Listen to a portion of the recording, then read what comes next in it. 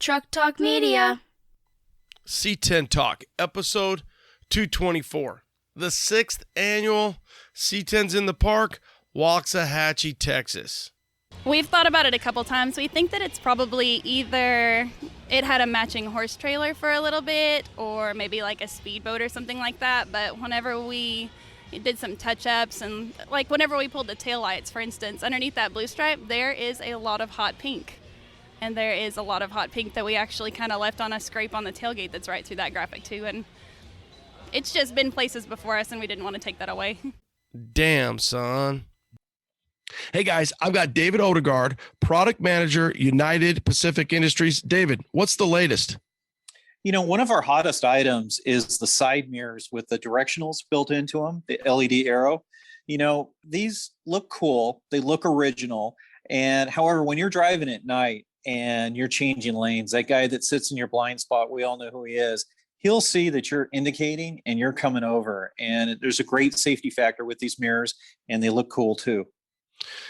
Blind spot guy, we don't want you there, but the United Pacific side mirrors, they work great. I have them on Orange Slice. I love them. How about the guys that are looking to go long bed to short bed? What are you guys offering them?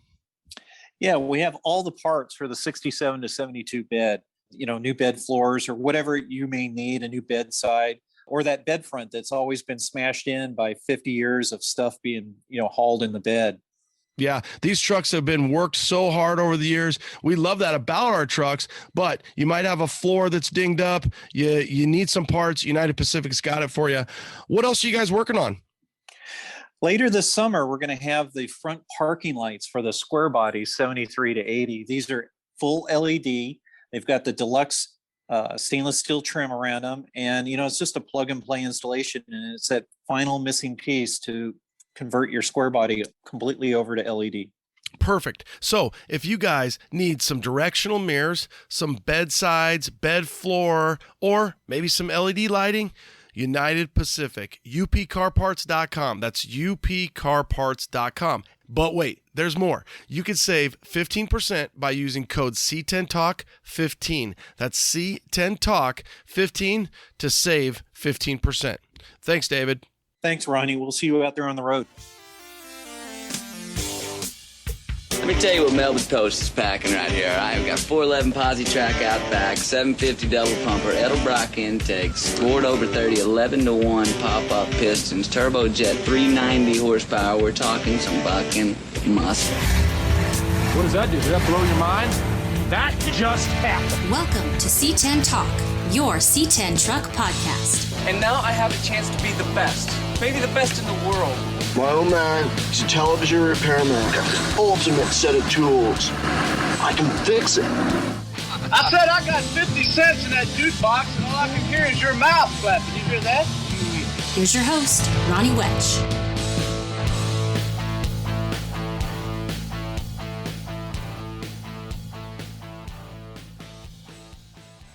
What's up? What's up? Here we go.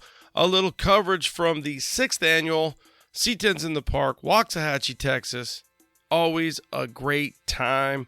Seeing the people, the trucks. It's what it's all about. It really is. We had a great time. If you have never made it to this show, put it on your list. Put it on your bucket list. One-day show. Friday night, little pre-show party. Hills Hot Rods. This year it was kind of at a church area. That was a lot of fun too. And then all day Saturday, 1,200 trucks, 1,200 plus. And then party at the square with the Spaz-Matics. A lot going on, a very full weekend. For us, we drove out on Thursday and returned on Sunday and a little bit more on Monday. Had a few little issues on Sunday, kind of put us back a little bit, and just decided to crash and then head home Monday. So I've got 10 interviews coming at you. It's not always the easiest picking them. I just kind of do my thing, walk around, see what catches my eye. Maybe I strike up the conversation. Maybe I hear the story and I think, man, my audience would love to hear this. So sometimes it's the truck, sometimes it's the story, sometimes it's the person, sometimes it's everything put together. But every truck has a story. I just got to find it and then bring it to you guys. It was so good seeing everybody. We had our booth set up. Orange Slice was kind of in the C10's in the park booth area because they put it on the shirt.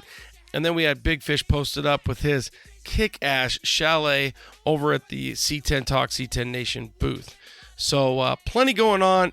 Again, put it on your list. Make it happen. Waxahachie, Texas. I think you even already set the date and the day that everything's going to go on sale. So you've got a little bit of time. I think it's next year at the beginning of the year.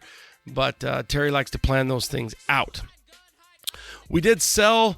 We sold a lot of stuff. The new shirt, obviously the C10 Club Coca-Cola shirt. So we've got those. We sold out of some hats, but we will replenish. I know some of you guys were waiting. Hey, how do I get this new shirt? How do I get this new hat?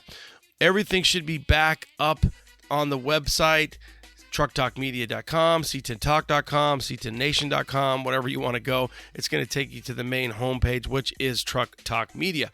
The C10 Club Coca-Cola shirts are available for what we have left in stock. We will probably do a rerun, but grab your size now. We did make some talls and some bigger sizes in that shirt. We've got the flat bill and the curve bill in that style as well. C10 Club Coca-Cola. Hats are limited, so if you want one, snag it ASAP. All the leather keychains are back in stock. We did a huge order on those before we left. So if you want your truck in that front shot, you want that front shot leather keychain, we should have them in stock. They do go out, and then we reorder maybe once, twice a year. So snag your keychain. How about the new C10 Time hats? Those turned out really good. Those were popular. We did sell out in a few different styles. We have a few styles left, and then we will rerun as well. Obviously, the get down is around the corner, so we will try to stock up on as much stuff as we can. But the new C10 Club Coke shirt is available, the C10 Time hats, leather keychains, and we also have a new C10 Nation shirt that is kind of BMX retro rad. I was kind of looking at like the old crossbar pad that we used to all have as kids. It was black and white, red and white, blue and white, or usually like yellow and white. Those were kind of the options that you had. So put together a little checkered van style BMX crossbar little pad, and it says C10 Nation on it. So if you like that, check out the website. I guess we have a ton of stuff. So we've been working hard on getting new stuff, new gear, rad stuff, and it's up on the website. So check it out. See what we got. We're back from the show. Get it while we got it before it's gone. Kids sizes as well in that C10 Club Cola style shirt. We did make some smaller little kids. So if you've got little kids, because that's kind of a cool, fresh little logo kids like, right? I mean, that's kind of the litmus test. I look at my girls. I'm like, hey, is this cool? And they're like, yeah, I want that. So there you go. Kind of helps out when you got cool kids rocking cool gear. All right, guys, I'm going to turn you loose and hope you enjoy the pod. Remember, every truck has a story. Late. Starting it off, C10's in the Park 2021. And if you ever follow ProTouringTexas.com, they had a sweet little 77. They call it Sorority Girl. And it is, or she is, one bad bitch. So we've got Cynthia Pierce here, Mrs. Pro Touring Texas. And you can follow her online. But you guys took that recipe, Cynthia, and now you've got kind of his and hers. You sold the truck. You didn't think you were going to sell Sorority Girl. Now you've got Sorority Sister. Tell us about this little blazer and the journey. And you're here debuting it at C10's in the Park. And thanks for being on C10 Talk. I am. Thank you. So it is a 78 GMC Jimmy, two-wheel drive. And originally it was a small block 400. And we were driving it, and the AC compressor went out, so we decided we're just going to take it all apart and do a ground-up build. And it's got, Camaro SS motor, transmission, everything that it needs to just go. Vintage air, everything. So it's good. It's got Ride Tech, 4-link, all of it. It's a good driver.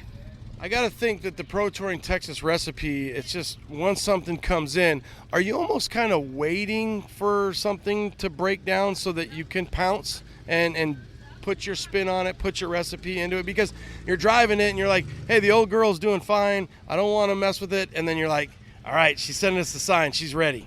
That's exactly what happened. It's just like Sorority Girl. It caught on fire. And when it caught on fire, we tore everything apart and built it. So we do definitely wait for something to break, and then we build it from the ground up. You've got this proven recipe again. I mean, you've got the plaid inserts on the wheel wells here. The interior looks absolutely stunning. If it ain't broke, don't fix it. That's right. I mean, these are built to be driven. We're taking them to Dino's. We're going to drive them. We'll drive them home too. And then next year, who knows? We may just take them a little bit further and see. So that's our recipe. Built to drive, not built to trailer. Built to drive, not built to trailer, even though I did trailer my truck here. The interior, let's talk about the interior, because the interior is stunning. Again, with the recipe, the plaid inserts, the blue. Whoever did your interior, let's give them credit, because it's stunning. I just want to sit in it. Absolutely. PG Auto Upholstery in Fort Worth did it, and he had a guy, Brewsome Customs, that did all of the stereo, but it's plaid inserts. It's got Hertz 6.5s. It's got the... Let's see, I don't know what subs are in the back, but it's got 2 subs in the back with a custom box, and then all of the blue weaved type interior as well. So it fits the truck. I thought it was going to be too much plaid. It's actually the perfect amount of plaid. Perfect amount of plaid. I like that. So one of the things with the Blazer is your side, back, inner panels. Did you struggle with any of the interior, making any decision, or did it just kind of roll? No, we just rolled with it. Whatever kind of fit, we made it happen, and we had a specific look that we wanted, and he made it happen, and we just designed something. The one thing we did want to do was build a custom box out of the spare tire holder. Way too much fabrication. Couldn't make that happen in time, but I actually like the way that it turned out much better. How about the low buckets? So one thing on these 78s, 77s, sometimes I think even 76, you'll see a high bucket. I like that you went with a lower bucket. Just for comfort, I mean, since we are going to drive it more, and then we also custom made a base for the console so that it raised up the console, so a little bit more comfort whenever you are driving it long distance.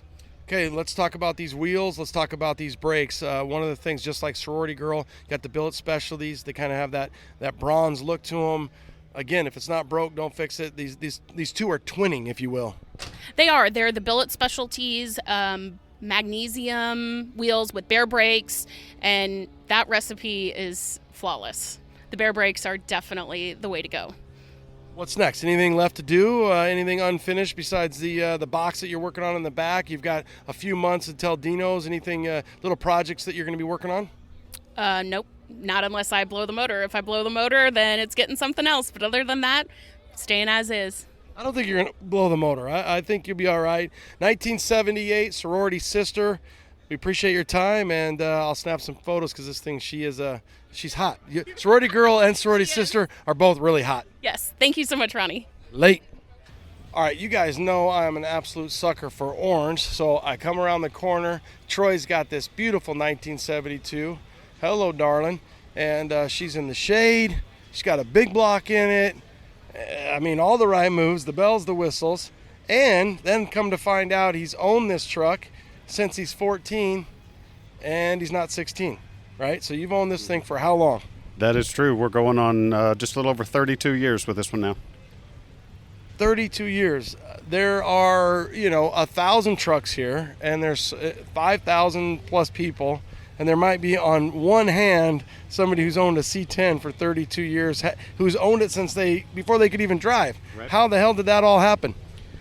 Just started out a worn-out farm truck that Dad brought home one day and said, we're going to build this up. And I've owned a handful of other vehicles, but this is the one that always stays in the garage. This is your girl. You've kept her the whole time. It'd be hard to buy this one. Yeah, it would be hard. Do not sell this. This thing's probably put you through hell and back, but now you've got a relationship that's just spectacular. Absolutely. No, this thing's been through the ringer. It's on engine number 7. This is about rebuild number 5, I guess, for different looks. It's been from white walls to 50 series all the way around and everything in between. But this is the only orange vehicle I've ever owned, and probably will be the only one, but I love it. So is the motors because of you, or, that's a lot of motors. A few years back, I needed to get places a lot faster than I do now. Yeah, so we took the cam out of this one, put overdrive transmission and AC in it a few years ago, and I don't plan on blowing this one up anytime soon. 700 R4, 400. 700 R4. Okay, 700 R4. Yeah, he's got a thing painted on his glove box. It says, "Don't just sit there, watch for cops." So that's something that when did you put that on? When you were 14? No, that's probably been about a 10-year ago edition. So wheels, tires. Walk us through some of the different upgrades you've done over the years. Oh, it's had everything from Boyd Coddingtons to smoothies with white walls and 50 series directionals back in the day to got race lines on it now. Took all the aftermarket interior out and late model steering wheel back in the day and went back with the original interior. Just keeping it pretty true now, except for lowered and fun. It's kind of cool when you talk about some of those interior mods, how going back, we're kind of of the same era. And you think about the tubular grills, and now you want the stock grill. You think about some of the different late model, like a 98 OBS, second gen OBS seat were popular in these trucks. And, and now you're like, no, I want the OG bench. I want the period correct bench. I want the period correct grill. I want all the original stuff. It kind of goes full circle. And you've had the unique opportunity to have this truck the whole time, whereas usually it'll change hands and those people will change the different things that the previous owner's done. Fix the speaker holes, fix the dash. His dash is cut, but he's left his CD player in there, and he's got the speaker holes cut in the doors. So are you the guy that did that? I did. Relocated the gas tank to the back to put the subs behind the seat. If I had known then maybe that wouldn't have all happened, but I wanted to paint it for 20 years, and I'm glad that I never did. Yeah, wouldn't that be crazy? If there was one mistake, if you had to make it, it might be cutting the holes for the speakers or the stereo or something like that. But to not paint this was one of the best moves you ever did not make. I tried for years, and it is a blessing in disguise now that it never was painted. Do you have a name for this truck? I do not. It's just the 72. It's always been the 72. Now, are you married with kids? I've got some kids, but they're not a huge fan of it. My oldest daughter has driven it once for about 10 minutes, and she said that was enough. I was just kind of wondering, not to get into your personal information, but it's like, yeah, I've been married 6 times or whatever, but I've kept the truck with me the whole time. So it's kind of funny how this girl's kind of been by your side, through thick and thin. There's been a couple of conversations that said was here before you and it'll be here after you. And he's got some fans in the background. You can hear them. They're screaming his name. I don't know if those guys are girls, but either way, somebody's loving you. There's half a dozen of us here that all had trucks like this in high school. This is still the one. All of them have rebought trucks, but I've still got the one that we drove whenever we were kids. So what would it take? You do have a little sticker here. It says for sale. I'm assuming that at some point somebody's going to offer you more money than you can turn down, and you just have to ask yourself, in life, is it worth it? That would be the day that two fools meet, and I don't know what the number would be. But we'd probably both be sad at the end of the day. Troy, you nailed it on that one. We would both be sad at the end of the day. Their bank account might be a little leaner, and yours, your heart and soul would be, have a big hole in it. But move on to the next one. If you did sell, what's something that you would want to build? 33, 34 coupe. Well, now I know why you might need that money. It takes a little bit to build what I want to build next, yes. Okay, Troy. What's your Instagram? Triznak1. Yeah, work us through that one. TRIZNACK, the number 1. TRIZ, Triznak, NACK1. Troy, we love your truck. 1972, orange, white top, raceline wheels, probably a 4.6 drop? I don't know exactly. It's been edited and re-dropped a few times. I don't know what the total dimensions are. Maybe 5'7". I don't know. It is cut. It took me about 20 years to finally see notch the frame. That took a little bit to finally make that cut. Okay. Well, the stance is beautiful on it. We love your truck. Don't sell it, Troy. You're going to regret it. Thanks for being on C10 Talk. Yes, sir. Thank you very much. Damn, son. How about a 1972 Big Boy Bourbon? I love the blue. When I look at these blue, again, I don't even know how I'm back to this blue, but when I look at this blue, it's like a Hawaiian Maui blue, but you get the red oxide, and the red oxide just goes so good with the blue. Jason Green, you guys might know him as JP Green with the 6. This guy's got more 67 to 72 parts than he knows what to do with. Jason, thanks for being on C10 Talk. Thanks for coming out, and let's talk a little bit about your big-ass bourbon here. Welcome. Thanks for having me. I really appreciate it. All right, so you grew up 67 to 72. I follow your page. I see you guys always kind of are building and moving and selling and stuff like that. It's obviously in your blood, something your dad had from a long time ago. What's going on with this bourbon? I mean, right here we're standing, big old 96 12 valve squeezed inside this thing. So this has been a dream of mine probably since high school. I got pictures of my phone where I'd take screenshots of ones that I saw online and kind of wanted to replicate that with a diesel setup, just because, I mean, I got 4 or 5 trailers and all of them get pretty heavy at times, and so a diesel's the route to go whenever you're pulling for sure. And so just had to make it work.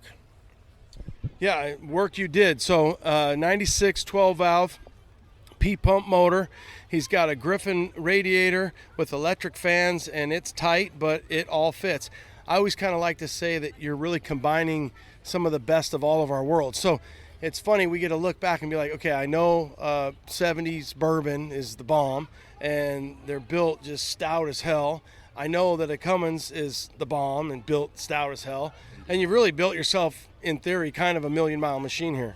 Indeed. That's one of the reasons why I wanted to go with the P-pump out of the 96 was the simplicity. I mean, you got 3 wires that essentially can have it run forever as long as you have fuel going to it, and no computer. So it replicates that of the 67 to 72 Air, and that you don't have a lot of electronics that you have to get it to run and keep it running.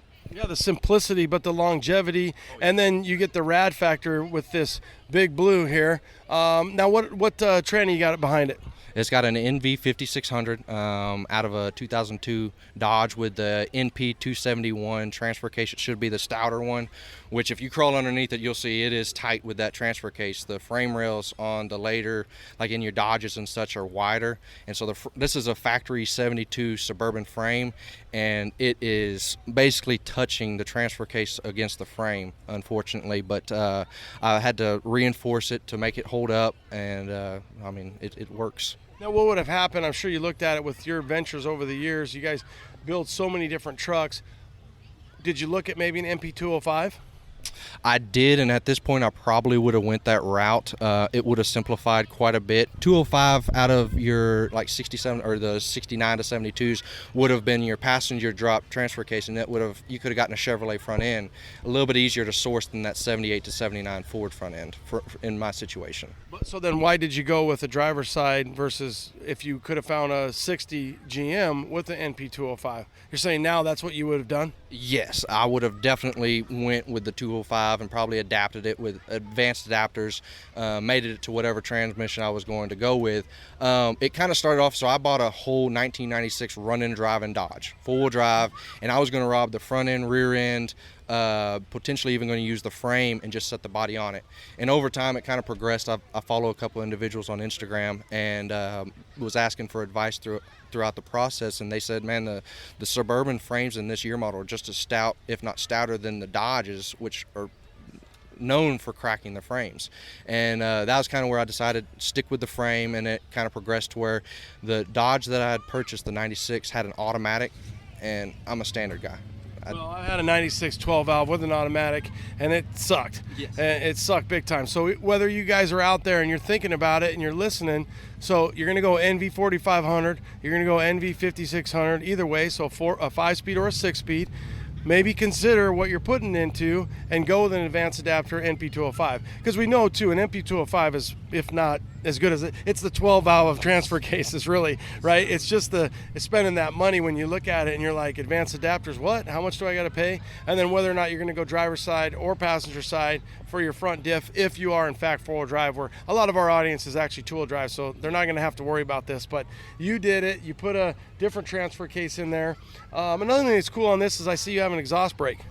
Yeah, so when you kind of think about how well your brakes stop on these old trucks, it's never been just superb.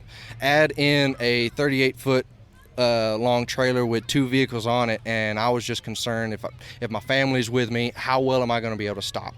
I looked into the electronic or the ones that are air actuated, and I didn't want to try to find room. It's already clusters, as you can see, trying to find room for a compressor and everything to run with those. So this one's actually vacuum actuated, and it clears up quite a bit of room and works really well. You just tee into all of the vacuum from the engine itself, and it closes a butterfly. And I ordered that through BD Diesel. A lot of the performance stuff I think I ordered through BD Diesel, because it's not just a stock 12 valve. It's timing's advanced, 90 horse injectors. I was trying to get as much power without having to worry about EGTs, and I tried to limit the amount of smoke. That's not something I'm big on.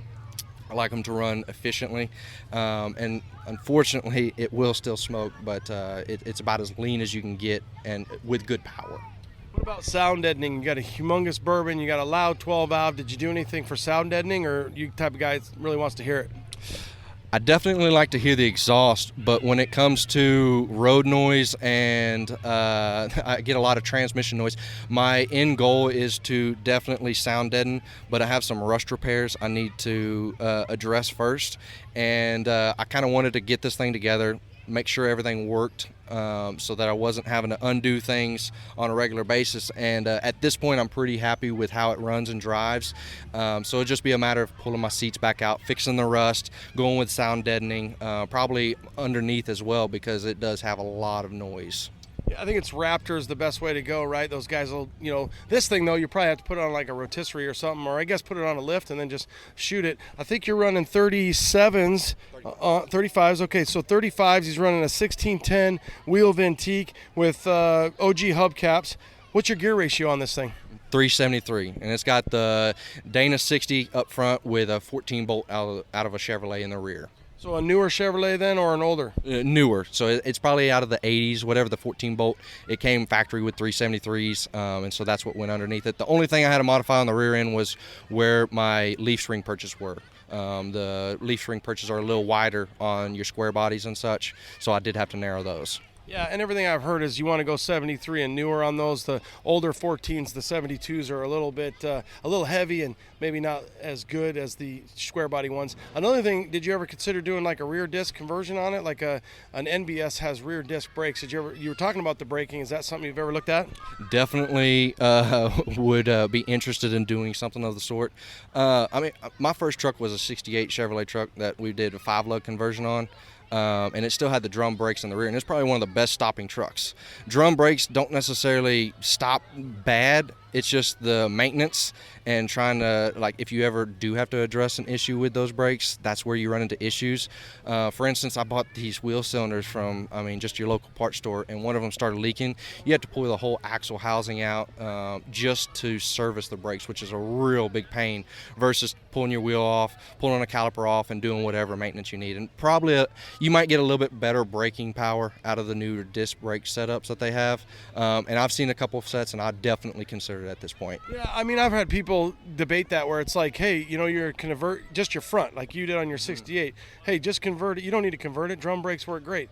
Yeah, they do if you're a drum brake specialist, and nobody got time for that. It's like, hey, we got disc brakes. They make companies that convert it. Okay, let's move to the interior. I like that you did double buckets. That's pretty cool on an old bourbon. Yeah, so I kind of got the idea out of my wife's 2015 Tahoe. It had the dual buckets in it, and I like the ability to pass through. I got 2 kids right now, another one on the way, and they can run up and down in that little, what I'm going to call a hallway area, get to the back seat, plenty of room. The dogs can maneuver back there pretty easy, instead of trying to get through a small section with the narrowed seat that would traditionally have been in these. Yeah, well, hallway, they can play baseball back there. Another thing, growing up in a 74 Blazer, we had 3 kids in 1 seat. And the nice thing about having the hallway here is 2 kids, they can't really touch and feel and grab and beat each other up. So you've got a little separation for now, at least until the third one gets here. So it's pretty cool. You got the barn doors on it. All in all, she's just a big beast of a bruiser, the Big Blue Bruiser. What do you call this thing? Man, I really haven't thought of a name as of right now. You got any ideas? Oh, Big Blue right now, it sticks out. But, yeah, I'm sure we could come up with something. I'll start thinking about it. Now, let's jump over to just you and your business. So you guys, I followed you for years now. Your dad, I think, has started it. You guys have 67 to 72s in your blood. I'm sure you know Cody. And it's funny how some of these Texan guys, you got these dads that were 67 to 72. You grew up, you were probably riding around in a 67 to 72. And you guys, this is your life. It has been a part of my life. I mean, my first truck was one. My brother had a 72 Blazer. I had a 68 Chevrolet truck. My sister had a 67 Camaro. We've been around old vehicles our entire life. I mean, as young as I can remember, I've been turning wrenches on them, which has been a large portion of why I've continued it, and hasn't been rather difficult like most would have probably considered. And yeah, I'm hoping to continue that on with my kids. They're around them. And I think I have roughly 120 of these trucks in my pasture. Now, those aren't all running and driving, but parts trucks, and then warehouse stacked full of parts. And let's just make sure the audience understands. That's not 1.2 or 12.0, that's 120, 120. Yes, and still trying to find them. It's gotten difficult lately to get any more. Prices have gone up, so we hit it right. I joined up with my dad full time probably 5 or 6 years ago, and we purchased a lot of trucks right then, and it was before the market kind of started climbing significantly, and have grown a little bit since then. But yeah, the warehouse, some people walk through it and they're just like, holy cow, you have a lot of stuff. And I mean, we've stripped hundreds of trucks since I was little. Do you sell parts or do you kind of hold them so that you can use them for your build? So if somebody wanted a specific part, are you a guy they can call because they're looking for, NOS, and they want a specific, whatever it might be, something that's hard to find? Do you guys sell your parts, or is it primarily, hey, we kind of hold our parts because we use them for our builds? So I pretty well will sell mostly everything. That's the only reason I'm still in business is because of selling parts. So I definitely do that. And I mean, got a business of it. So I would love to say I hold on to a lot of stuff, but paying the bills, you got to sell the stuff. How do you figure out your pricing? There's a lot of people online that help with that, and I mean, so I pay attention. I got a lot of friends, and obviously there's kind of like a baseline my father established over time. As we go, prices kind of go up on certain things. Like I think I was just talking to a gentleman out here, hubcaps. I mean, who would have known that to buy a set you'd be spending $500-600 here now? So you just kind of watch. I mean, I pay attention to Facebook, Craigslist, and everything like that, watching the market. And things that I get low on, obviously I probably will maybe raise the price a little bit on, just because getting them now is difficult. So I kind of base it off of that for parts, for pricing on parts. Okay. Where do they get a hold of you if they want something or check you out? So Instagram, I have my Instagram's like, I think it's JP6REEN. The business page on Facebook is Greens Repair and Restoration. That's where I pretty well let everybody go through, because it has the ability to call me or message me on there. The best is either texting or call my cell phone. The number that is listed on the business page is my cell phone, and so you can call or text that pretty much any time. Is that number on your bio for your Instagram? It is not. My Instagram started out more personal. If you look back, it was me in college, and having my kids are a big part of it, and now it's kind of gotten to where, I mean, most of my life is centered around trucks, and that's where it's kind of gotten to at this point. But I'd say the main thing to go to would be the Greens Repair and Restoration site on Facebook. Add that, you can kind of keep up with everything that's going on at the shop. I post pictures occasionally of what I'm working on, and it's got all the contact information. So that's the primary means of contact for sure. All right, sweet, Jason. We appreciate it. Check him out on Facebook. And if you want to follow his personal page, again, it's JP Green. Switch out the G for a 6. And if you can't remember that, just go to C10 Talk, and by the time you see who I follow, JP, you'll see it. All right, thanks, Jason. Thank you very much. When you're looking for classic Chevy or GMC truck parts, BrothersTrucks.com is your #1 source for 1947 to 87 Chevy and GMC truck restoration parts. So whether you are restoring an original or looking to customize that classic truck, BrothersTrucks.com has thousands of the highest quality truck parts for you to choose from. So head over to BrothersTrucks.com and order your free catalog today. And don't forget to follow Brothers on Facebook and Instagram. for daily updates and special offers too. Hey guys, I have Andrew from Painless on. Andrew, our guys are thinking about rewiring their truck. Why should they choose Painless Performance? Well, Ronnie, we've been doing it 30 years now. We're American made, American proud. We have unmatched tech support. You'll get one of our guys right here in Fort Worth, Texas, if you have a call. And, our installation manual is full color and covers everything you need to know. There you go, guys. You get rid of that 40-plus-year-old wiring. You get easy-to-read printed wiring. PainlessPerformance.com. They've got you covered if you want to go OG Classic or if you want to go something customized. Thanks, Andrew. PainlessPerformance.com. With a company history dating back to 1949, Airlift Performance brings a dedication and expertise to those looking for a life on air. Their 3H system combines pressure-based control with ride height sensing technology, harnessing both systems, including an intuitive handheld controller providing at-a-glance status of pressure and height conditions.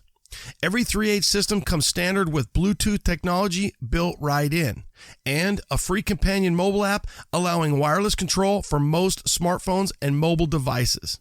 Designed for a life on air. AirliftPerformance.com. You've heard me talk about my gauges. Dakota Digital. I love them. Don't forget the interior of your build. Dakota Digital has the best gauges for our trucks. Whether you want a direct fit into the stock bezel or something custom. These kits are complete with sensors for any engine.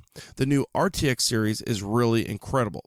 I think it stands for retro, but it should stand for rad.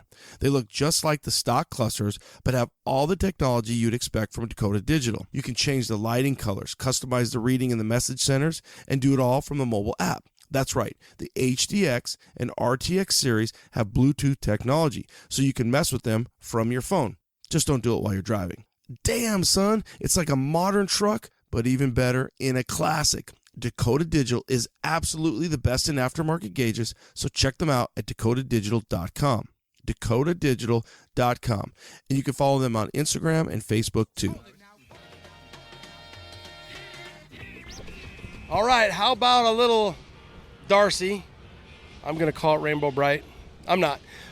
Caitlin Parker, Mrs. Parker on social media.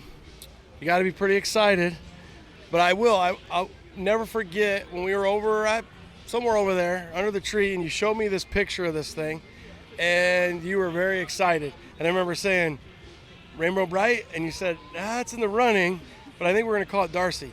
Okay, fast forward 2 years, you're here with Darcy. I guess as much as you can break the internet anymore, I don't know that you can really do that anymore, but from our little truck bubble that we love to live in, we're in the GSI booth hanging out with Caitlin and Darcy. You're here. What are you thinking? It really doesn't feel real, to be honest. We kept saying that it was weird to see a different backdrop behind Darcy besides just our shop building because it sat in there for 3 years now. I think the bare frame was in there for 3 years. It sat on a trailer beside our house. No frame, no wheels, no motor. And we threw it together in the last 2 or 3 months, and it is here. Were you motivated by the C10's in the park timeline?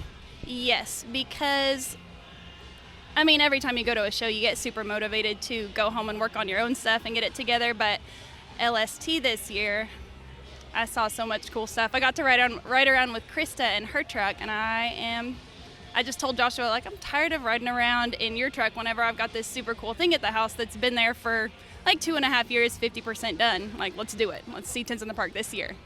Well, I love that, and that's inspiring for you guys out there in C10 Talkville, and you're listening. You just gotta, put a few things to the side because life continues to happen.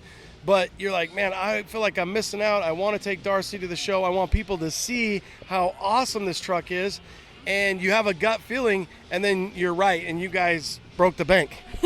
A little bit here and there. We actually did a lot of it ourselves inside of the shop, and we definitely could not have done it without our friends who have a little bit more knowledge in certain areas than we do. And they pulled the late nights with us, weeknights, came down after work, just got their hands on something and saved us a ton of time and money, and this is what it came out to be. So did you, if I think a rumor is that you guys saw this driving home from this show a few years ago? It was C10 Nationals 2017. and it was laying in the dirt in a salvage yard, and we were on our way there. And we were probably going 60 or 65, not super fast, but Joshua was talking to just a guy on the phone, and I couldn't keep it together. I knew it was the one. He'd been planning his truck since like 2014, and every time he came across a dually, I was like, I really like that. And whenever I saw this one in the dirt with the graphics, it was the one. Because if you're gonna go custom, then why not start from something that doesn't have anything already? Like, you hate to change something that's pretty good already. Yeah, if it isn't broke, don't fix it. What do you, like, in your mind, fact or fiction, what do you think Darcy's previous life, like, how did she get such rad stripes? We've thought about it a couple times. We think that it's probably either it had a matching horse trailer for a little bit, or maybe like a speedboat or something like that. But whenever we did some touch-ups, and like whenever we pulled the taillights, for instance, underneath that blue stripe, there is a lot of hot pink. And there is a lot of hot pink that we actually kind of left on a scrape on the tailgate that's right through that graphic too. And it's just been places before us, and we didn't want to take that away. Yeah, her life, her story. I like the speedboat, thing, because that's really what it does look like. Such a cool, unique, one-of-one graphic for sure. So you finally say, okay, Joshua, we're going to make this happen. What was the hardest part? Probably the body work. The driver's side door, it had been in an accident, I guess, before we had acquired it. It had no graphics. I think the door had been entirely replaced, so we had to take it to get it color matched, and we took it to a man in Gans, Oklahoma named Dan Keys, and he is a pinstriper and a painter, and he's fantastic. And he color matched and painted it in his yard in like an hour. And after we looked at and we also put fresh white on the door before we took it there. And after we saw the fresh white on the door compared to what was pretty decent white that had been on there for 10, 15, 20, 30 years, whatever, it didn't match. We sanded down, body worked, bondoed, unfortunately a little bit here and there, dent pulled, primered, and painted this, all the white. Everything that's white on the truck got fresh white in our shop building. Was it kind of one of those things where that old school white was a little bit, it turns like a bone white, a yellow white, just off color, and you don't even realize it, and then you see like a brand new t-shirt, you're like, oh shit, my white, my new fresh white isn't as, it's a little different. So you did it, and now she pops, and the white with the stripes make the stripe pop even more. So it's just a cool journey of who Darcy's become. It absolutely is. And I've got to give all of the credit to painting to Shorty, because Garrett Short, Josh's friend, he has a full-time job. He's got like 5 kids, and he would come down after work. Him and his fiance would arrange it so that she would either handle the kids or run the kids here and there, and he would come down and he would help us body work and sand, and because he's the painter. He did it. What's the funnest part? If I gave you the hardest part, what was the funnest part of this whole journey? Well, we had a lot of trouble with the pedal. For whatever reason, we were losing throttle, and we lost it for months, and it took us a very long time to track it down. But our tuner, Mike Angeli, with After Hours Performance in Haywood, Oklahoma, he worked, and he called the company, and he went through his computer, and he found just one switch that kept turning my pedal off. And the very first time that I drove it without losing power was just like nothing else. And I had a blast driving it down here. He finished the tune on it on Wednesday evening. So it made a 5-hour maiden voyage perfectly on Friday morning. So you're driving Darcy, you're driving the truck to the show, you're checking off boxes, you're thinking about everything you've been through with this truck. What are you thinking? Like what's the feeling like? Like, when's it gonna fall out? Like, when is something else gonna happen that's gonna make it not happen for us? And I didn't jinx it on the way down here. I thought about it just here and there, and then I'd push it out of my brain because you don't want to go that direction because you don't want to think it into existence. But whenever we backed into our parking spot at the hotel, hands came off the wheel, hands were shaking like we made it, we did it, we buttoned this thing up less than 12 hours ago, and we are here. Well, and I mean, not to get too emotional, but it is crazy for you guys out there. Obviously, when you drive your shit and you drive it this far and you put your heart and soul into these trucks, which we do, it is an amazing feeling. And we know guys and girls who haven't made it, and we know guys and girls who have made it. And if you're out there working and you haven't made it, keep going, because it is the best feeling. It's what it's all about. And the cool thing too now is Darcy, this has a personality, and she's going to take care of you, and she's not out to get you. She wants you guys to arrive. She wants you to look good. She loves when you guys are driving and people are just like, holy shit, look at that rad truck. She is a showstopper. Whenever we were coming across the state line, I had friends that were in Texas coming back, didn't even know they were there, and they were messaging me like, your truck looks amazing, so glad to see it out, and that felt really good. Really, really good. Good. Okay, so let's talk about some jewelry. We've got the motor here. I'm going to walk around here. Tell us a little bit about your power plant. It is a 6.0 LS. It's a 4L80E transmission, and it's got a Hughes converter on it, a tow situation. We put a gooseneck in the back with the idea that tow Black Betty around after a certain point. How cool is that going to look? Oh my gosh, can you imagine? That's the next checkbox of many, right? So once you finish like 5 of them, or this list at the shop, you've got a list of 20 things. As you start to check it off, now they're going to have a few more where Darcy's going to be hooked up with a 5th wheel ball. It's kind of a gooseneck ball, and pulling Black Betty. Okay, so you've got 6.0. What inner fenders? Gowan Mountain Speed Shop. Otis Trammell out of Gowan. He actually finished those for us on Tuesday, and Shorty and Josh bodyworked and fit and sanded and painted them on Wednesday evening, put them in on Thursday, and then we drove off on Friday. So he did a great job on them. He actually did the bead roll to kind of line up with what the graphics do, and that was his idea. And he also is responsible for my firewall. Yeah, smooth firewall. Obviously, I'll do a walk around, and then the graphics, it's really cool the way he did the bead roll because it matches your graphics. Just a little accent. A thing that really pops with her too is that front grille. I'm assuming maybe you bought a brand new one from somewhere, AMD or something? We got it off of LMC, I want to say. It came with a grill that I don't know if I've ever actually seen it before on another truck, but it was just straight bars all the way across the front of it, like steel or aluminum or something like that. So, yeah, like a tubular. Those were pretty popular, ironically enough, when this truck was in its heyday. I hope you kept it. Because what happened was back in the day we would take these grills out. Everybody wanted that tubular grill, and then these are back popular again. And this does look perfect for this truck, along with that big beef license plate. Darcy's got the Pro Beef Oklahoma. All right, so come around to the wheels. You've got some cut 22s. Who did those for you? Lowboy Motorsports did. They are big hole Alcoas, and he worked on them out in Arizona, and I think he took them. It's been a couple years, but he took them out to GSI, and they had them on the frame for me whenever they brought it to Fort Worth in 2019. Perfect segue. GSI, first GSI dually, square body dually chassis. That's got to be, one of one. Yes, and that's a pretty funny story, too.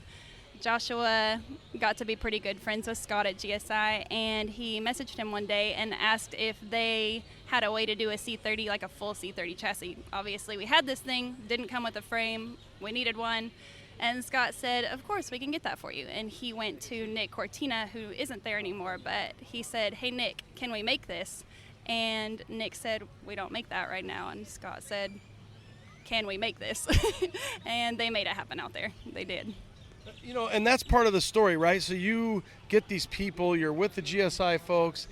Obviously, we've seen Black Betty in their booth. You guys have a relationship, and you didn't have that a few years ago. Now you have these trucks here. You have a relationship. Again, sorry for the trucks are cool, but the people are cooler. But this is what it's all about. We have this cool metal. We're hanging out, and we're Googling and gaga all over this truck. But then you think about the people, and that's what's really just makes this all special. Absolutely. I mean, obviously, that's what I was saying, is that we couldn't have done it. In the last 2 or 3 weeks, couldn't have done it without our friends and the ones who were there whenever we weren't rushing, obviously, too. We couldn't have done it without them. Yeah, it's pretty special. Okay, hood hinges look like Eddie Motorsport. Okay, and then, so when you guys bought the cab, it was the hood involved too, the front clip? So you had the front clip and the cab with the doors? Yes, and they were actually kind of spread apart. I don't know, I guess maybe it had been parted out or something like that, but it was laying in a couple different spots all over the salvage yard. But On our way back through from C10 Nationals that year, we pulled in. It was dark. We jumped the fence and looked at it, and I knew it was the one. Even in the shape it was in, I still have pictures from it just laying in the dirt. And we got a hold of some friends that live just a little south of there and asked if they could find out whose yard that is, if we could get their number. And Joshua called them up. That was May 5th. We had our Cinco de Mayo party that night also.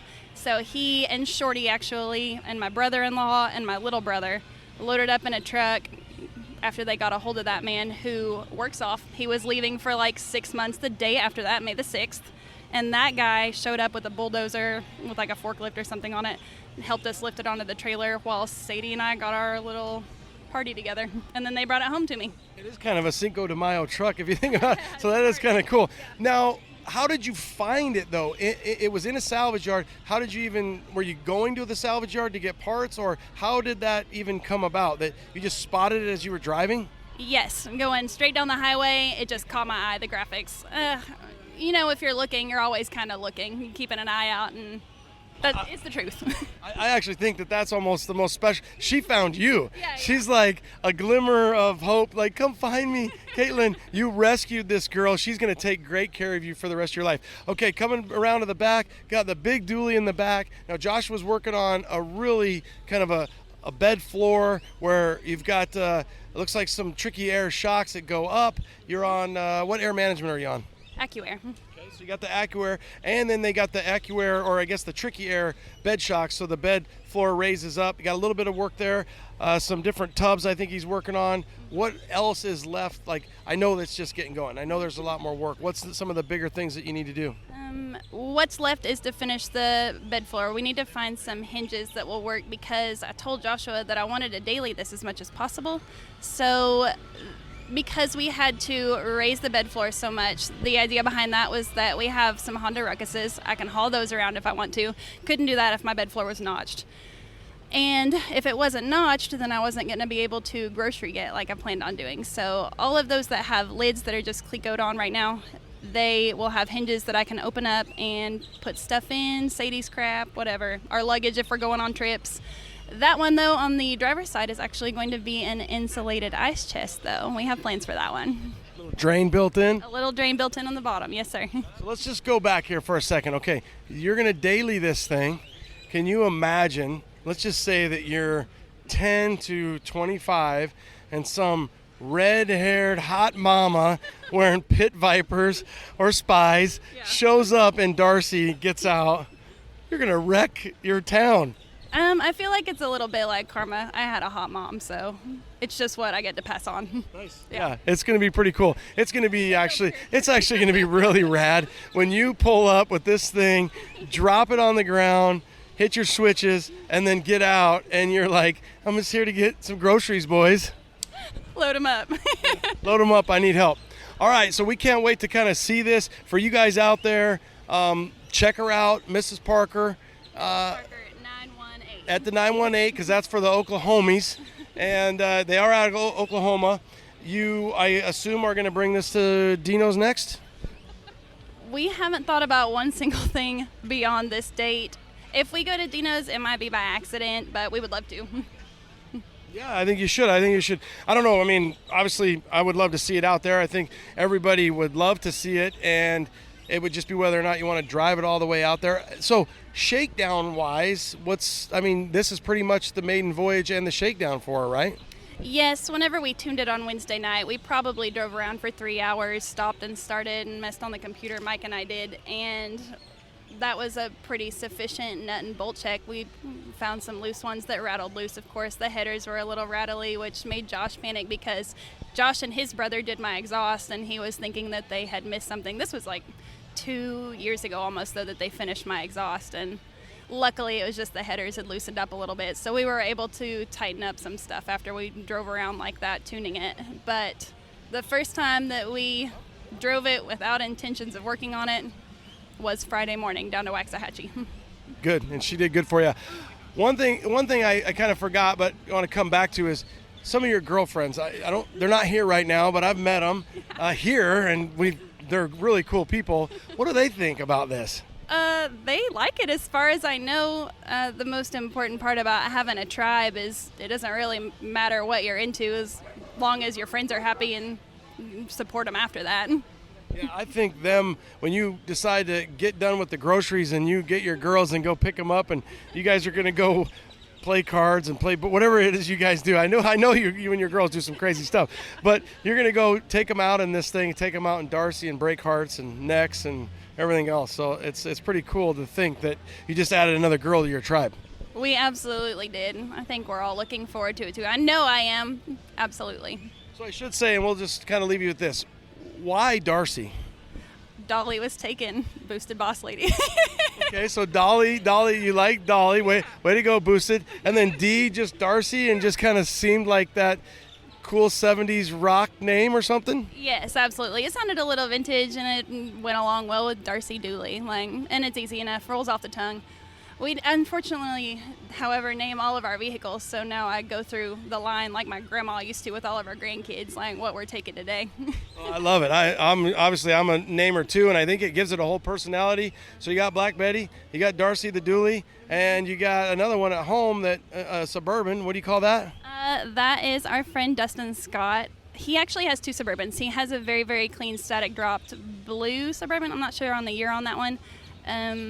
What's the Trail Master? What's the one that's like, what's the other? One, that maroon one? Yeah. Yeah, so that's White Trash Beautiful. Yeah, White Trash Beautiful. See, so there's so many names. So White Trash Beautiful, which is funny because Darcy's kind of white, but she's way more than White Trash Beautiful. She's super hot. So Darcy the Dooley, you guys check her out. And we are, from the human perspective, we are very excited and thankful that you are here with your baby, with your girl. Something that you put your heart, soul, your tribe. You guys are working late hours. And for the audience out there, do it. Make it happen. Get your, ass out in the garage. It's not going to build itself, and make it happen. That's one thing that we found out is that it is not going to build itself. Get your people, get your tribe, make it happen. Caitlin, thank you. Thank you very much. Peace. All right, well, when you've got one, you've got Mrs. Parker. You got to have Mrs. Parker number 2. So we got Sadie Girl hanging out, and we want to get her reaction. A whole whopping 10 years old, hanging out. Now, I think I've been seeing you around these truck show parts for 4 to 5 years now. So you are definitely in this scene. You've grown up. You got your Pit Vipers on. You got your Nirvana shirt on. She's rocking ready. And your radness is kind of brings a little bit more out of Darcy. What do you think about Mom's new truck? I like it. What's your favorite part? The graphics on the side or the hood. Okay, yeah, hood is really cool. What do you think about the name Darcy? You kind of have a sister now named Darcy. Yeah, I like it. What about those big shiny wheels? They're cool. Okay, so what's this black truck in front of Mom's? I don't know. Well, we got Black Betty, so we got Dad's truck in front of Mom's. Now, when you get a chance to pick what truck is the kind of the best in the family, it's kind of have a podium, first, second, and third. Who's winning? Who's the best truck? Darcy. Mom wins? Yep. Okay, so right now, because we need to get you a truck here in about 5 years, start it in about 2 years, or maybe even next year, what kind of truck do you want? A square body C10. Okay. Do you like the long bed? You want like Dad's, just a single cab short bed, a Blazer? Do you want it jacked up? Do you want it on the ground? Tell them what kind of wheels you want. 24s. Big wheels. All right. Now, how wide? Do you want them real wide in the back, kind of narrow up front? What are you thinking? I have no clue. All right. So, Dad, we need a 6.0, 24s, GSI chassis, full bagged, going into school at 16 years old, hitting switches. Sound perfect? Yep. Okay. Dad, quit slacking. We need their Nirvana truck built. Sadie Girl, we're glad you like Mom's truck. I'm sure you like riding in it. You went from being in the middle. Well, Mom was in the middle too, so you could be on the window. Now you got your own back seat. Do you like to ride up front or in the back in Darcy? Up front, because it's colder up there. That's true. That's true. All right. When I had Yellowstone, that was the same thing. Sadie Girl, thank you. Peace out. Peace out. Here we go. How about a 55? I know. I don't really cover a lot of the Tri-5 stuff, but Jason has 55 Lola over here, and I'm going to make a little bit of a prediction here, Jason, that I don't know that it's top, like best of show, because I haven't seen everything yet, but right now she's in the running. This thing is absolutely stunning. Hard to beat a red truck when you're sitting out in the sun, and we're hanging out in the sun. So, Jason, thanks for taking time to be on C10 Talk, or in this case, we're going to call it Task Force Talk. Love your truck, love your build. Break it down for us. How'd this thing start? How'd it finish? And, tell us the process. All right. I built it. I bought it from an old man in Fort Worth. It was just all original, but it was just primer. Everything was primer on it. And 6 slug, everything. They'd swapped out a 400 Pontiac into it with a 4-speed, and it ran like junk and drove like junk. It was kind of like a wagon type, And so we just started replacing little things on it, and then one thing leads to another, and 6-year build and paint that you don't want to scratch and all that kind of good stuff. So goes crazy. Okay, so 6-year build. One of the things I like to ask when people have a 6-year build is, did things change? Like, what when you look back and you're like, I bought this truck from the old man, I had this vision. What changed? Usually it ends up being more money, more time, more better parts, stuff like that. Yeah, definitely. I think probably everybody starts off with something in mind, and then it changes over time. But yeah, I originally didn't plan on going air ride, but then I started looking around once I got more into the kind of the culture of the trucks, and I was like, air ride, these look great on the ground, and they ride really well. So we went with Porterbuilt, and then airlift suspension control. And just, I don't know, this isn't what I envisioned in the beginning, but I'm not sure I really even had something in mind for the end. But you're happy with the end, so it all works out. How about the paint? What color was it, and why'd you go with this? It's kind of a victory red. Yeah, it's like, we don't really know the color of it. My painter won't tell me the code, so he just says if I need something, I'll get it from him. So I don't have too many beers and then tell somebody else, and then they got the same color. So that was smart. Anyway, so we went with the red and just black. That's, a kid from the 80s. It was like red Porsches, black. Everything was red and black. So Lamborghinis? Yeah, Lamborghini. Ferraris? Yeah. We all have the poster. Yeah. Half of you guys out there listening know the poster that Jason and I are talking about. So you went red, you went black. He's got a beautiful black wood insert. What about those strips? Who made those? Those look very high-end, fabricated, custom inner bed strips. Yeah, those are from Bedwood Parts. They're aluminum hidden hardware strips, and we powder coated them black, and then did a white oak bed. My friend's son is a woodworker. He did all the woodworking for us, and then did a black satin stain on it. And then we just painted everything underneath, from the subframe up. So it wasn't like too much red. And this truck's really red, so anything below we did black or just the color of the frame. Okay, working our way around to the wheels here. You got some American Racing. Are they 20s? They're 18s all the way around. With the way that it's set up, we can kind of go pro touring with it, even though it's a airbag system. So we've got the airlift that has the height and pressure, so it can keep you nice and flat in the corners. So we wanted more tire, less rim, for a better ride, and just a little bit more control. Cheaper tires too. Yeah, that makes sense. A little more rubber. Obviously, it seems like the pro touring guys run 18s and 19s. Well, I even see some 17s. But do you think you really will run this truck? I mean, it's absolutely beautiful. It's like too stunning to be out there just tearing it up. A slow autocross. Slow autocross.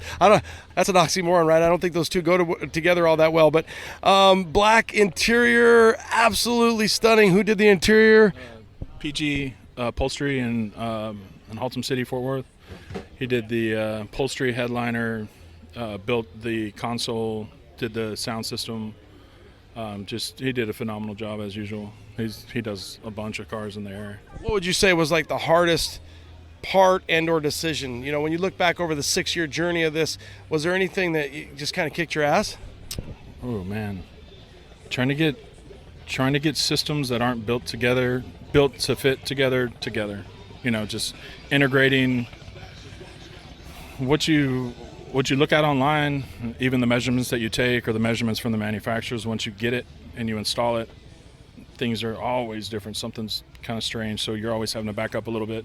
You may have to order something else, have to wait, or just modify everything else that you've got to fit around it. So I don't know. I don't think there's one major thing that just was over that you couldn't overcome, but it was just a lot of challenges. It's funny, we kind of do like that mail, get it in the mail, put it on, bolt it up, ready to rip, ready to roar, and you're like, hey, I have to fab a little bit, or I have to modify. So it sounds like you guys did that. And then did you work with Eric over at Pro Touring Texas? Did he kind of have a little help on this? Yeah, I brought him the engine. I got an Escalade pull out, basically, 6.0 LQ9, and then we decided we'd stroke it. So he did the Don Hardy machining, I guess, on it, and then he built the I guess it was the short block for me. We just did the 408 stroker kit on it, all forged internals, everything that Pro Touring does best. It's in there. I don't even know what all is in there, but is it a 6L80, TR660? What transmission are you running? We did a built 4L80E, and so it's good to about 600 horsepower. So we dyno this, and it's about 450. So we're good at not breaking shit. Yeah, there's really, I guess, do you have a name for this thing? Because there's really no stone unturned on this. You went big on everything, and I hope you understand it. It's a stunning build, but it's so much less is more. Like you took everything off of it. There's no trim. It's very crisp. It's very clean. And for you guys out there, obviously this is an audio podcast, just close your eyes and think about a really rad 80s truck that he got rid of all the fluff, all the bright shiny things. He's got all black accessories, from the door handles to the mirrors, and then the bumpers are painted black, the wheels are black, the interior's black, and then he's got the hood open up, and he's got just enough shine. Yeah, just enough shine. Yeah, I didn't want to go too crazy. Like I've got Harleys, and I've done the solid black, murdered out type stuff, and I just prefer now to just kind of on the interior, like underneath the bed or underneath the hood, have some of the shiny things, but on the outside just two colors, red with black accents, and I think it turned out great. Everybody seems to like it. I love it. How about the name? Any name? Just Lola? Lola, Lowla. 55 LOWLA. You can find him on InstaWiener there as well. LOWLA. What brakes? I see some red calipers with those black wheels. Do you know what brakes you're running? They're like 2008 Tahoe 13-inch. They're from CPP, and they're the 13-inch brakes that you can get with your Porterbolt system. And it turns out they're just like Tahoe brakes. Cool. Yeah, the big brake kit. They're 13-inch. We love your truck. 55 Lola, and I just came around to the front. His grill insert is black as well, so he's got it's kind of hidden right now because he's got the hood tilted forward, and he's got that black tubular bar in there, grill in there. I'll try to snap a photo of it. Jason, thanks for taking the time to be on C10 Talk and talk to us about your 1955 Chevy. We love the truck. Good luck today and with the hardware, and we'll probably see you downtown because they're going to pick the top 50, and I got a feeling you'll be there. All right, thank you very much. Appreciate it. Late. Pro Performance has been your favorite parts supplier for almost 10 years, but we're not slowing down. We've stepped up our stocking orders to make sure we have more of what you want when you want it, ready to ship or pick up at the shop. Check with us first for top brands like React Suspension, Snowden Custom Seats, Vintage Air, and Willwood. Pro Performance is also your #1 source for Dakota Digital, so whether you need a full kit or a few accessories, or just want to see the new RTX series, hit us up. Check out the website at azproperformance.com to see our full line and which shows we'll be at in 2021. C10 Nation, what's stopping you? Well, CPP has you covered. They offer multiple different options to make the disc brake conversion as easy as possible on both you and your wallet. And I am so stoked to announce they are giving our listeners 10% off your total order. 10%. Damn, son. From stock height conversions to their big brake Grand Slam kit. How's your altitude? You need to get a little lower? CPP has you covered there too. They offer a wide variety of drop kits for you to choose from. Guys, take advantage of this 10% savings now. Head over to classicperform.com, that's classicperform.com, and use special code C10TALK. That's C10TALK to save big today. Marquet has been in business for over 40 years. It all started in the original owner's garage. From humble beginnings of a couple parts in a garage to a 2-building manufacturing facility making over 6,000 parts, Marquet has grown to be one of the country's premier truck parts manufacturers. They not only design the products, but also design the tooling to build the products, guaranteeing quality control. They have made their original parts from the original trucks. Aluminum strips are double polished, creating a mirror finish, and crystal clear anodized. They use the highest quality, hand-selected show quality wood that will hold up over time. Why? Because it's kiln dried to precision moisture levels specifically for Marquet. They stock oak, pine, and mini exotics, guaranteeing extremely fast delivery. All parts are manufactured in-house in Oklahoma City, USA. They offer quality parts built by Americans for old American-made trucks. So when you're looking for body moldings, bed strips, bed wood, and so much more, think Marquet. That's mar-k.com.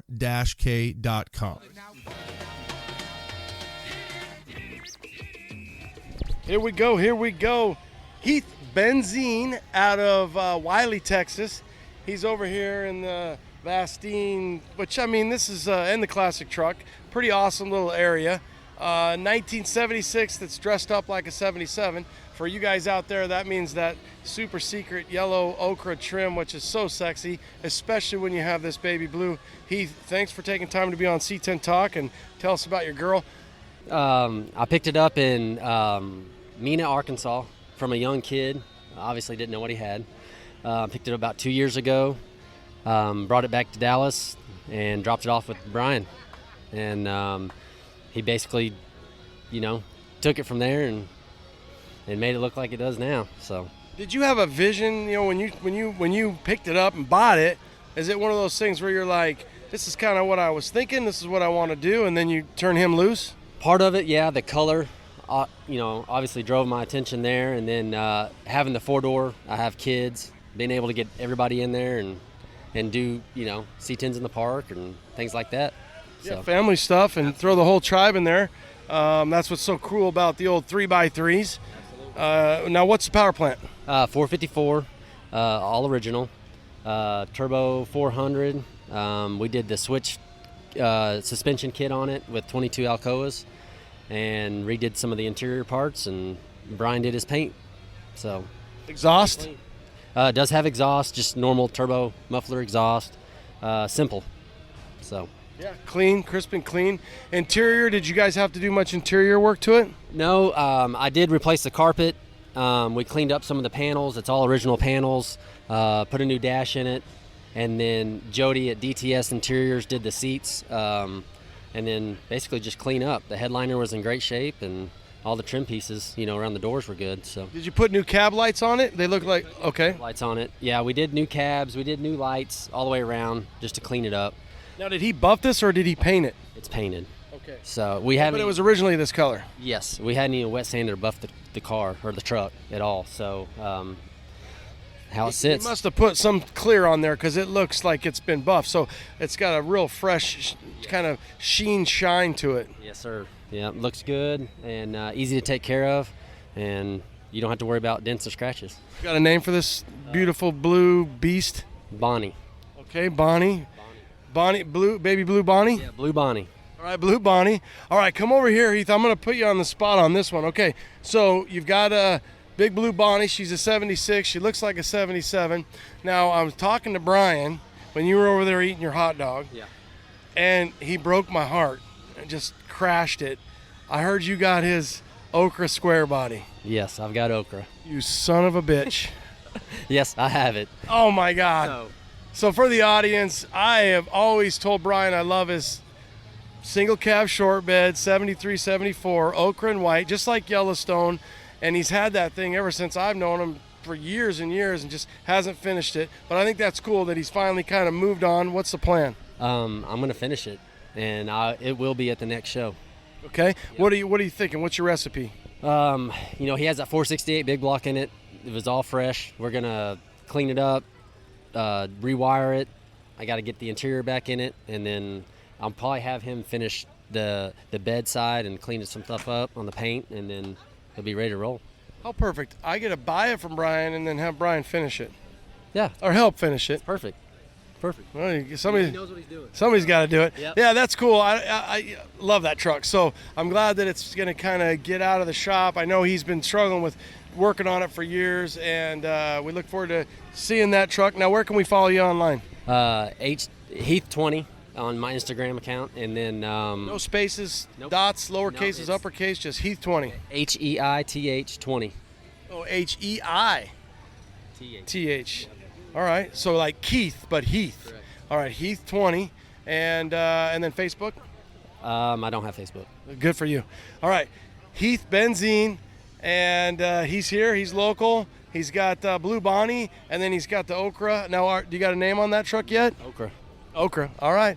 Well, I love that girl. Yeah. Good luck, and we can't wait to see you next year with the truck. Thanks for taking time to be on with Blue Bonnie. Yeah, thank you. Thank you. Appreciate it. Well, if you've listened to the pod enough, you know that every now and then I get one that just stops me in my tracks, and I got Lance Laquay in a beautiful 1968 CST. It's, it's got it all. It's white top, white trim down low, kind of looks like a 50th anniversary truck. So I just tell Lance he should call this truck AUFKM. Are you effing kidding me? This is one bad beast, or bitch, however you want to look at it. Okay, Lance, thank you for taking time to be on C10 Talk. We got some Travis Tritt in the background ripping it. This is a bad Mama Jamba. Yeah. So you're here out of Waxahachie. Tell us about this truck. I got it from a friend of mine that got it from Brian Finch. I've had it about 2 years now. I've done a little bit of work. I started out, it's got an LSS 454 in it. It's all forged inside. It's got a T56 Trimac transmission in it. It's got a 9-inch rear end, and it's kicking about 900 at the rear wheel. And it started out with Hilburns, the 6 carburetor Hilburns, and I couldn't get them tuned in right, so I chunked them in the corner, and I put me a 2650 Magnuson on it, running about 11 pounds of boost. And she gets down the road. So is it more than 9 now with the Magnuson? What are you at? No, it's 9 now. It's about 9 1/4 right now at the rear wheel. Okay, it's obviously built to race. It's got Detroit speed suspension front and rear. It's all tube chassis. It's all 4-link. It's been tubbed, and it's running 22s in the back, and we're running 20s in the front. She's ready to run. She goes, definitely. So did you get the truck already kind of built, or did you have a vision? I had a vision, and we've taken some of this and put it on here. The wheels were here, the roll bars were here, but the Magnuson was not here. It came with a 427. We took it out and it had a LSX 427. That's what they came with the truck. I took it out because I wanted the 454, because I wanted a little bit more. I wanted something I could, lay down in, and it takes it. And then 900 horsepower. Do you have a name for this thing? Goldie. Yeah, Goldie. She's again looks like a 68 anniversary truck. Do you race the truck? No, I do not. I just take it. I enjoy it at car shows. I go up and down the road here and there, and I just let people enjoy it. How? Okay, a little bit of like Dr. Phil therapy. How do you not just put this thing sideways? Well, or do you? I do. Yesterday morning, I went out for a test run. I fooled with a little bit of stuff up front, and I felt good about it, and I got out on it, and I ripped the center member out of the rear end of it yesterday, and I put it all back together after I went and found all the parts. Took me 4.5 hours yesterday.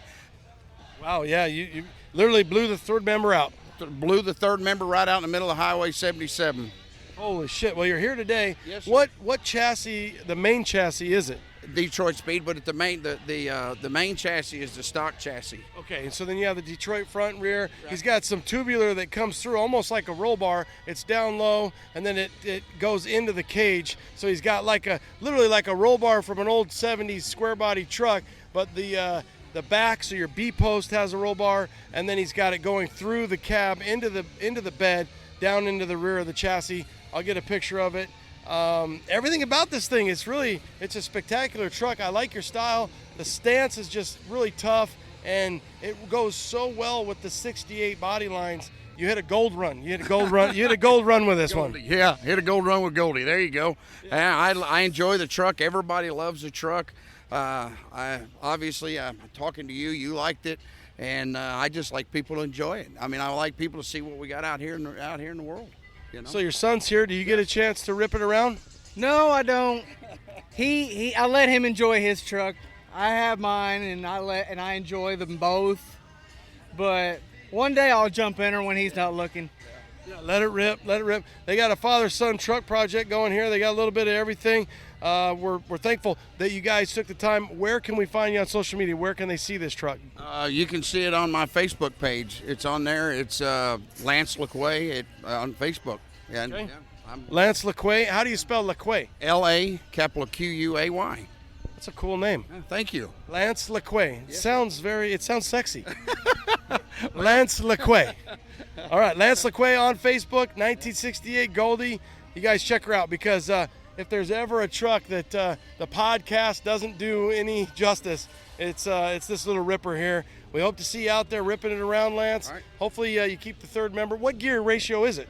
It's 370 now. It was 383, and I put it into a 370 now. So that way it took so much force to the back. So that's me and a race car buddy of mine. We decided to come up with a 370 yesterday because he said I can't keep doing what I did yesterday and try to get to a car show in 4.5 hours. All right, good luck with the 370. Thank you. We appreciate it, and we like Goldie. Thank you, Lance. Appreciate it. Thank you very much.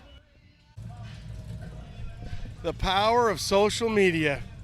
So I'm going to say 2 days, maybe 3, but either way, 2 or 3. JWalk68, Justin Walker, he posted up that both of his trucks had sold. They were on a trailer. What are they, both 75, 76s? Both green and green on green. One two-wheel drive, one four-wheel drive. And they're twins, right? I mean, big brother, little brother. Beautiful trucks. I love this truck. We're leaning up against the four-wheel drive right now, the C10. So you posted up that it sold, and I thought it sold too. And I think we were on our way out here driving, and I'm like, oh shit, freaking Jaywalk sold his trucks. And then I think even Goose, my buddy, was like, oh yeah, he might even have extra pass now because he's not going or something. So how funny is it now that you played that little game, or you posted it just for shits and giggles, and now how many people are like, oh, I thought you sold them? Everybody. I couldn't tell you. Like 30 plus comments on the post. I had people that had my cell phone number texting me, calling me, DMs. I did post the registration passes free if somebody wanted a couple days before. I had a couple extras regardless, but my buddy was going to haul my trucks down here for me because I was going to ride with them, and they were on a trailer the day before, and he drove off to put them in his shop. Perfect opportunity to take a video of them leaving. It was never going to happen. Like, let's have some fun, put them on Instagram. Money talks, sold them.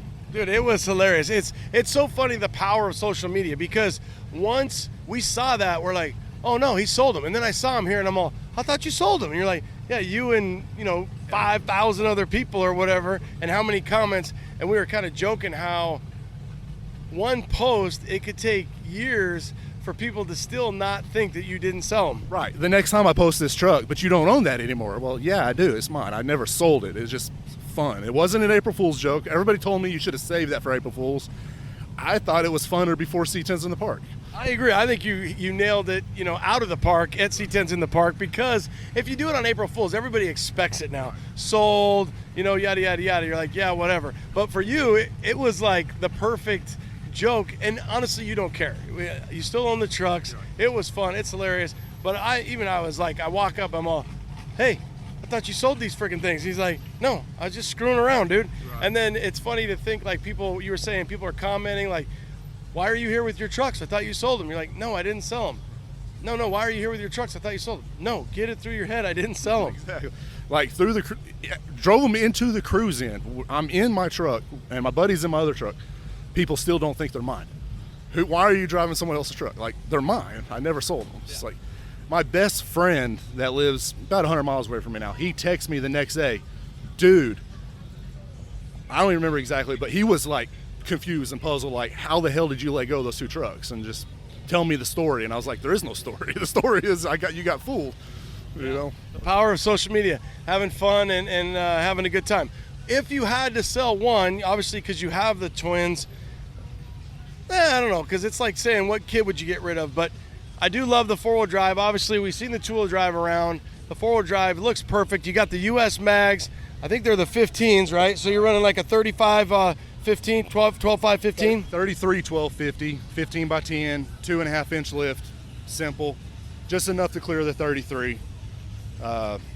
It's perfect. I mean, it gives it that stance. You don't have to, it's not sky jacked up that you don't have to get in as hard. The tires, the mud TAs are perfect.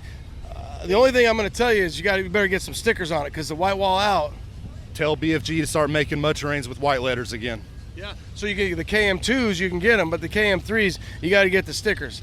So I think you could source those, just FYI. They're stickers for tires. Yeah, they make a white wall sticker lettering that you can put, because on a KM2 you can. Now and a KO, which is just your BFG all-terrain, is still, but only KM2 can, meaning version 2. This is probably a 3, KM3 right there. You can get a sticker for it. Okay, well there's a dude, I'm terrible with names. He's building the place. Hoagie Shine, yep, Dan. I'm pretty sure he had some custom made. Yeah, and I think you can get them through him, or you can get them. Yeah, I would rather probably do that than stickers. I don't how well is a sticker. No, his are stickers. It's a sticker. Yeah, his 3s are stickers or paint. I promise you. I'll look into it and let you know. I thought they're how a white wall is put on, how it's formed on the tire and wheel, or the tire. I thought that's how it was done. I'm pretty sure it's a sticker. I'm almost positive he told me. Custom made. I'll have to ask again, but no. I think when he's saying he had the stickers custom made. Maybe. All right, we're gonna put it out. If you guys are out there in C10 world and you know the answer to this, but I believe because I ordered some KM2s just so I could get the white walls, but we're gonna find out. So if you guys are out there and you know the answer to the KM3, how to get it, and I will talk to Dan as well, and we'll get this over to Jaywalk. You can hit me up at Ronnie at Truck Talk Media. Jaywalk, love your trucks. Glad you kept them both for now, and we'll see you later tonight. Yes, sir, man. Thanks. Peace. Wrapping it up, I think the last interview of the day, I got Mike Wolverton. That's right. And he's out of Allen, Texas. And I've been eyeing this, Mike. I'm glad you're still here.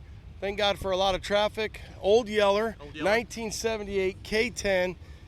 It's like Baywatch before Baywatch was cool, right? Right. If the old school guys had a yellow surf truck that was rescuing people, this would be it. It says California all over it. Okay. That's kind of the thing. Welcome to C10 Talk. Thanks for taking time. Tell us about your truck. Okay, so originally my father bought a brand new 78 just like this in 1977 and traveled with it across the United States.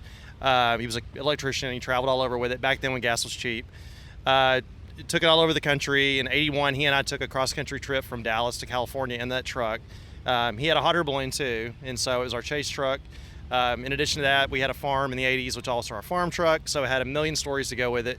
I sold it in 89, should have never sold it. No, oh no, oh no, no. I had a good reason. So it got 5 miles to the gallon, and I had to drive to Denton every day for school from Arlington, so I had to get a gas, not gas guzzler to get back and forth to school. Regretted it every day since.